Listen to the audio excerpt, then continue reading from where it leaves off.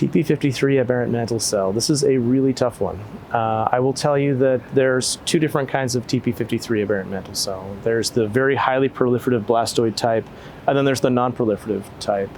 I think for the highly proliferative type, we're still trying to figure out our way. I think that for those patients, often what I'll do is incorporate some chemotherapy, recognizing full well that this is not going to be curative therapy, but something like an R-CHOP regimen, just to cytoreduce before coming in with some more targeted agents. My favorite approach in that situation, we're talking about off-trial, is to use a Lin-Ritux combination that has been very powerful in our hands, including the TP53 mutant patients. But again, you want to get some cytoreduction in place first before moving to that immunotherapeutic approach.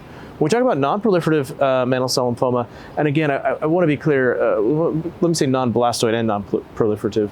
We learned from the acalabrutinib trial. This is now bringing lenalidomide, rituximab, and acalabrutinib now on study for patients with, for patients who had non-blastoid mantle. And in spite of P53, these patients were achieving deep remissions. In fact, the 2-year overall survival was around 100%, despite the fact that around 20 or 30% of those patients had underlying TP53 aberrations.